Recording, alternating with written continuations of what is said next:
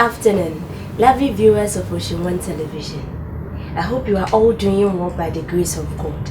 And whenever it is Saturday like this, children from different schools, we meet. We talk about a lot of things that will benefit you, the viewer. And today, it is time to read our book. I have my lovely kids from Smartees, Montessori. I have my lovely girl, Florence. Araba mentioned this. Yes, my gentleman, what's her name? Olali Kobnatorofe. My dear. Rita in Shraba Ewusi Ampa. And my name is Auntie Jane for short, but you can call me Janet Abinasi Edu. We will go for a short commercial break. When we come, we will start with our lovely storybooks and stay tuned.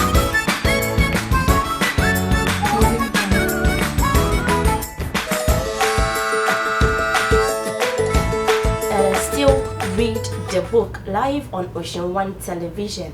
So I am going to give my kids 5 minutes each. They are going to use 5 minutes to do the reading of the book. So I will start with my lady.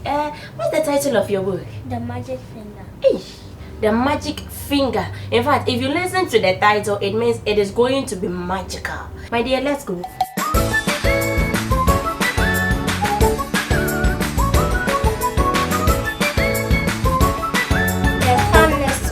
Is owned by Mr. and Mrs. Greek. The Greeks have 2 children, both of them boys. Their names are Philip and William. Sometimes I go over to their farm to play with them. I am a girl and I am 8 years old. Philip is also 8 years old. William is 3 years older. He is 10. What? Oh, alright then. He is 11. Last week, something very funny happened to the Greek family. I am going to tell you about it best I can. Now, the one thing that Mr. Greek and his 2 boys loved to do more than anything else was to go hunting. Every Saturday morning, they would take their guns and go off into the woods to look for animals and birds to shoot. Even Philip, who was only 8 years old, had a gun of his own. I can't stand hunting. I just can't stand it. It does not seem right to me that men and boys should kill animals for just the fun they get out of it. So I used to try to stop Philip and William from doing it. Even time I went over to their farm, I would do my best to talk them out of it, but they only laughed at me. I even said something about it once to Mr. Green, but he just walked on past me as if I weren't there. Then one Saturday morning, I saw Philip and William coming out of the wood with their father, and they were carrying a lovely young deer. This made me so cross that I started shouting at them. The boys laughed and made faces at me, and Mr. Green told me to go home and mind my own peace and peace. That did it. I saw red, and before I was able to stop myself, I did something I never meant to do. I put the magic finger on them all. Oh dear, oh dear. I even put it on Miss Green, who wasn't there. I put it on the whole Green family. For months, I have been telling myself that I will never put the magic finger upon anyone again, not after what happened to my teacher, old Miss Winter. Poor old Miss Winter. One day we were in class and she was teaching us spelling. Stand up, she said to me, and spell cat. That's an easy one. I said cat. You are a stupid little girl, said Miss Winter. I am not a stupid little girl, I cried. I am a very nice little girl. Go and stand in the corner, Miss Winter said. Then I got close and I saw red, and I put the magic finger on Miss Winter good and strong, and almost at once, guess what? Wrinkles began growing out of her face. They were long black whiskers, just like the ones you see on cats, only much bigger. And how fast they grew. Before we had time to think, they were out to her ears. Of course, the whole class started screaming with laughter, and then Miss Winter said, "Will you be so kind as to tell me what you find on my motherly face, all of you?" And when she started around to write something on the blackboard, we saw that he had grown a tail as well. It was a huge bushy tail. I cannot begin to tell you what happened after that. But if any of you are wondering whether Miss Winter is quiet all right again now, the answer is no, and she will never be. The magic finger is something I have been able to do all my life. I can't tell you just how I do it because I don't even know myself, but it always happens when I get cross, when I see rain. Then I get very hot all over. Then the tip of the forefinger of my right hand begins to tingle most terribly. And suddenly a sort of flash comes out of me, a quick flash, like something electric. It jumps out and touches the person who has made me cross. And after the magic finger is upon him or her, and things begin to happen. Well, the magic finger was now upon the whole of the Greek family, and there was no taking of it off again. I ran home and waited for things to happen. They happened fast. I shall now tell you what these things were. I got the whole story from Philip and William the next morning after it was all over. And in the afternoon of the very same day that I put the magic finger on the Greek family, Mr. Greek and Philip went out hunting once again. This time they were going after wild ducks, so they headed towards the lake. In the first hour, they got 10 birds. In the next hour, they got another 6. What a day, cried Mr. Green. This is the best yet. Quite unfortunate. This is what the time is telling us, that we have to let her stop. The time is 5 minutes already. Olali, what's the title of your book? Mary's Story. Mary. Oh wow. In fact, if you are Mary in the house, be happy because you are going to read something about you, okay? Alright, so Olali, what's the title? The title is Mary's Story, and who is the author? It is written by M.M. Bree. Oh wow. So we are giving Olali also 5 minutes, and he is going to read his interesting story for us to hear out. Olali, let's go.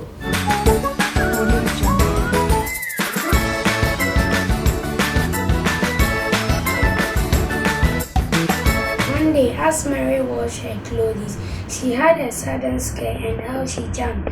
She was surprised to see an angel there. Before she had a chance to speak, the angel said, "Don't fear, for I have important news for you. Our God has sent me here, for you will have a baby soon, and he will be God's son. His name is Jesus. He will come in love for everyone. But I'm not married yet," she said. "So how can this be true? That isn't hard for God." He said, "There is nothing he can't do. He will send the Holy Spirit down, but that's not all God's done. For though Elizabeth is old, she too will have a son." And Mary said, "It is wonderful that I may serve the Lord. Whatever God wants, I will do according to his word." And when the angel disappeared, then Mary packed to go. "The angel told me what to do. I know where I will go. I'll go to see Elizabeth. It's just the thing to do, and I would like to know if she had seen the angel too." She said goodbye and hurried off. It was not long before Elizabeth heard Mary snore. She hurried to the door. Elizabeth saw Mary there. Her heart was filled with joy. "Great wonders have been done," she said. "I too will have a baby boy. Our God has blessed us both," she said.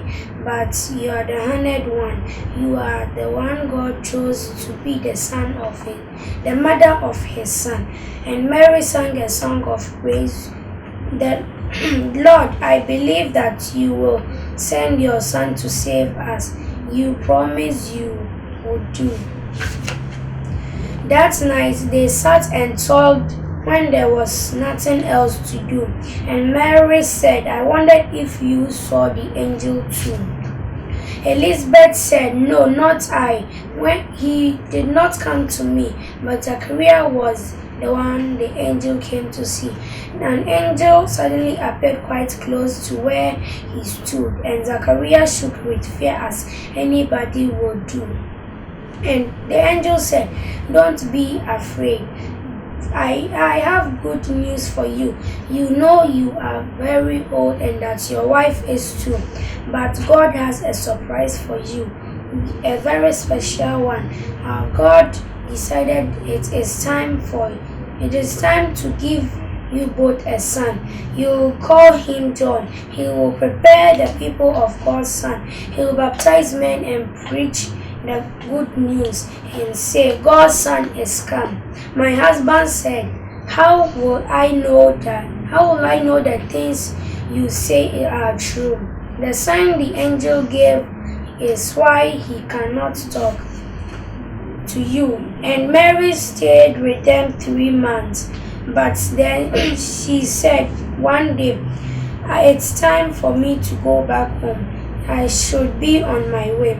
She said goodbye and hurried home. When Joseph married her, he said, Now we must make our home. So where do you prefer? Let's stay right here, she said, but God had other plans for them, so he had them leave their home and go to Bethlehem. The town was crowded, rooms were scarce. When they arrived that day, the stable was the only place where both of them could stay. And late at night, God's son was born, and Jesus was his name. But everyone in town slept on and did not know he came. Some shepherds were the first to know while tending sheep at night. An angel suddenly they saw. The hills were bright with light. Don't be afraid, the angel said. Just go to Bethlehem and you will find your Savior there. Now go and worship him. He's come. One said, the Savior whom we've waited for is here. Let's go and see. Another said, that town is very near.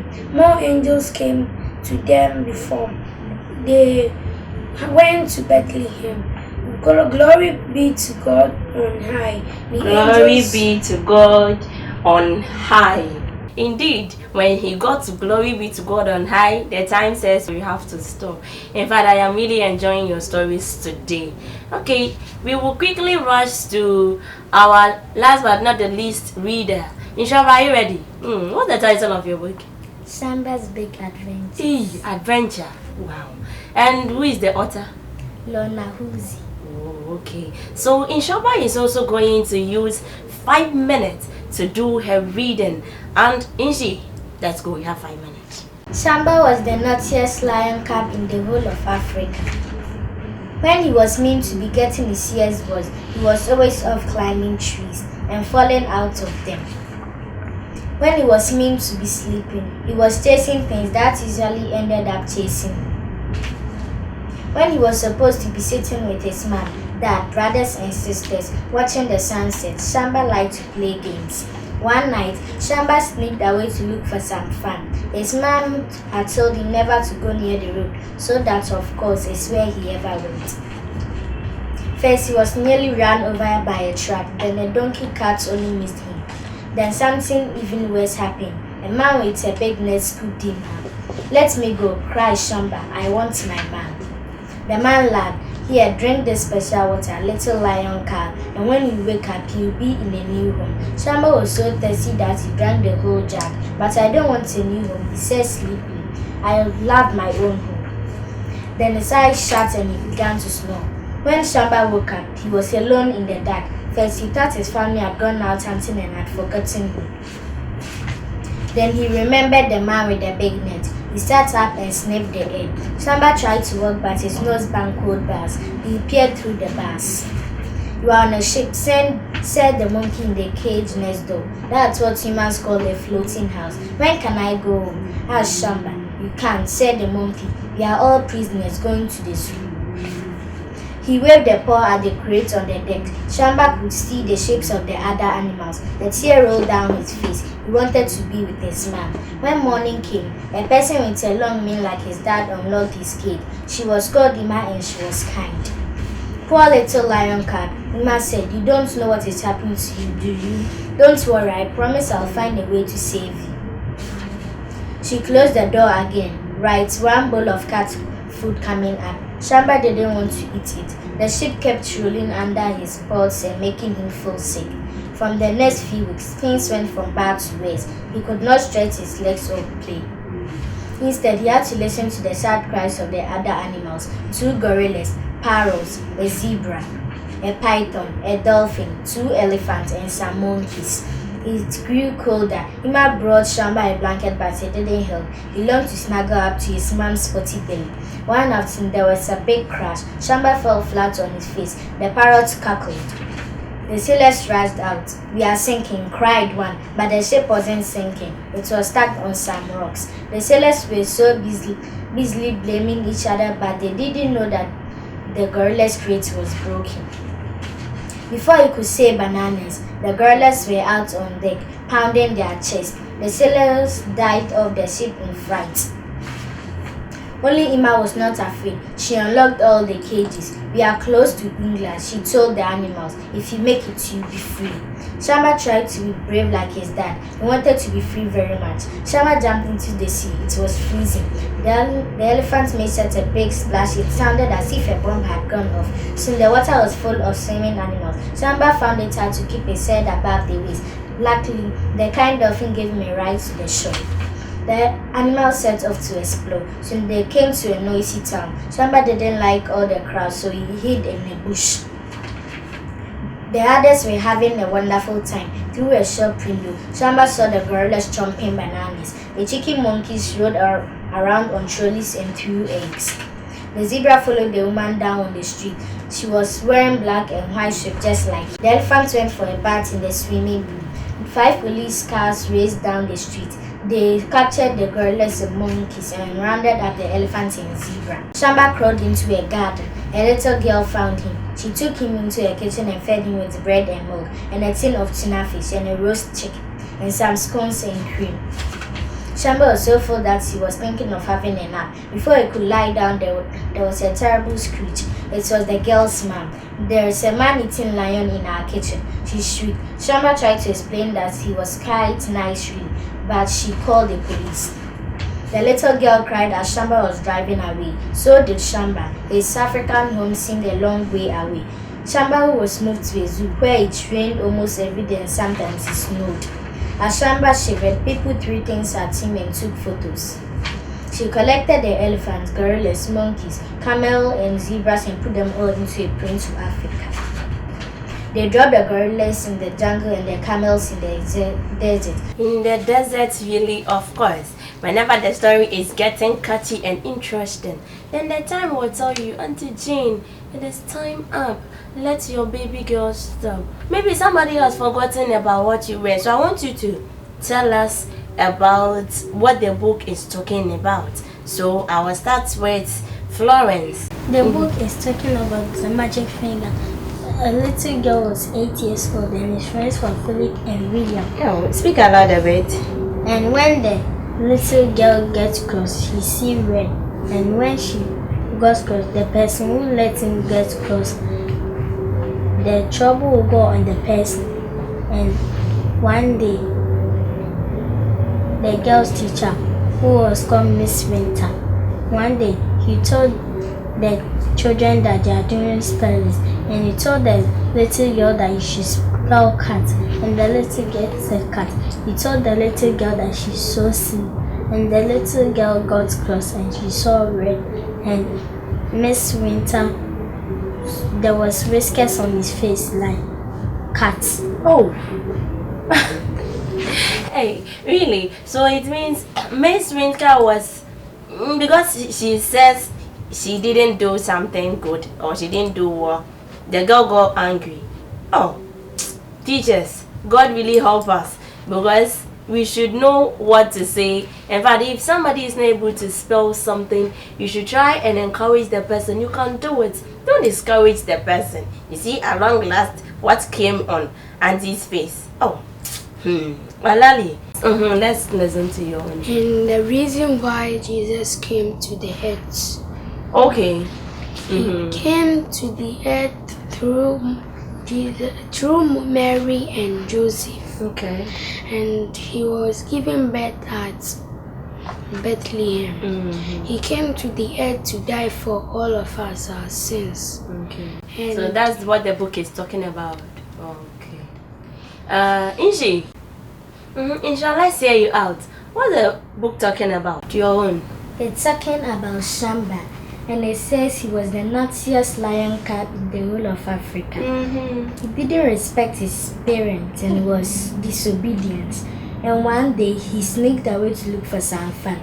He got trapped by a certain man with a big net. Before he realized he was in a ship. And then one day the ship got crashed, and one of the sailors cried and said they were sinking, but the ship was not sinking. It was stuck on some rocks. The sailors were busily blaming themselves, but they did not notice that the gorillas' crates were broken.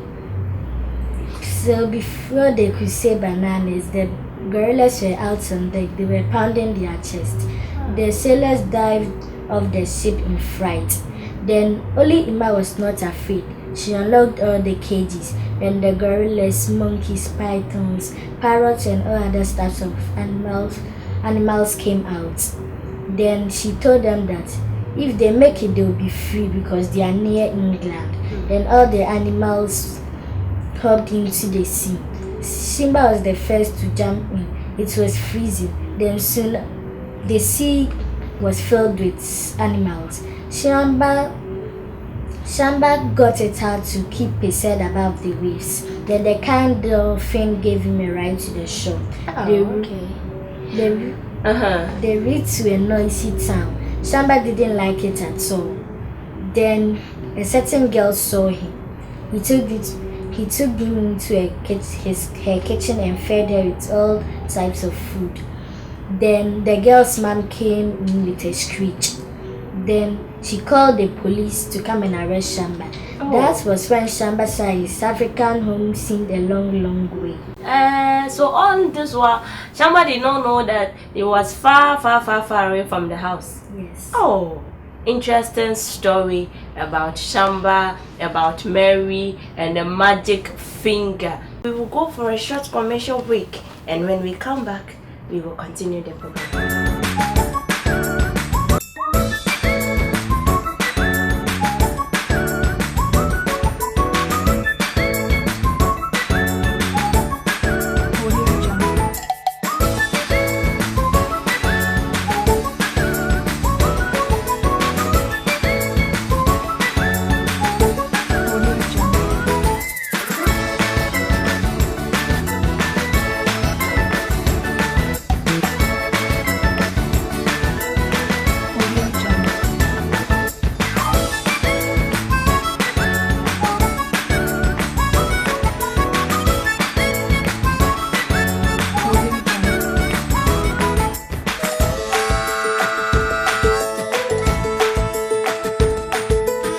are warmly welcome back to the show, and the show still remains Read the Book. I believe you are enjoying the reading, and if you are home and you don't like reading, my kids are going to advise us. They are going to tell us about what they themselves have learned from the book. So this one, I will not start from Araba, but I will start with Inshraba.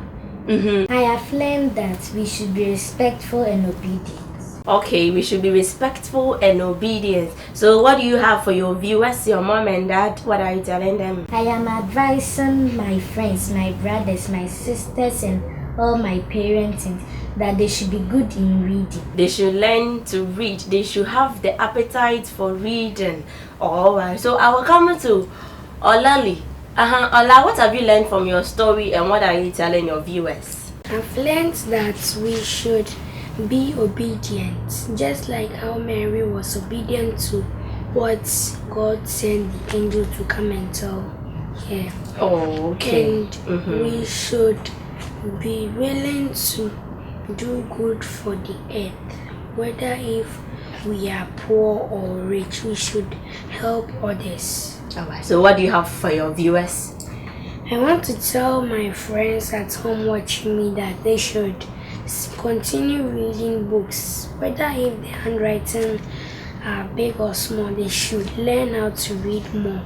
And also I want to say hello to my sister in SDA and hello to my father in Ivory Coast. Oh, Araba, what have you learned from your book? I have learned that you should not be angry and take decisions. Very quick, powerful. We should not be angry and take decisions anyhow. Oh, that is why this girl, the finger, she didn't even know that what she was saying would hurt other people because she was angry. So my girl is advising us that we should not try and take decisions in anger. My dear, anything for our viewers? I'm telling them that if someone do something to them, they should tell the person that what the person did to him or her, you don't like it, so that the person will apologize. Oh, okay, anything for your mom and dad or something? I'm telling them that I love them. You love mom and dad so much. We love you so much. On that note, we will say a big thank you to you watching us. If you don't watch this program, we will just come and sit here and nobody will have a good look at what we are doing. So we say a very big thank you for having time to watch us. And this program is always brought to you on Ocean One Television every Saturday, and so you don't have to miss us. And I will say a very big thank you to the Ocean One crew, the camera, the manager, the staff, the production team. And so we meet again. My kids, help us say bye-bye to all our viewers. Bye-bye.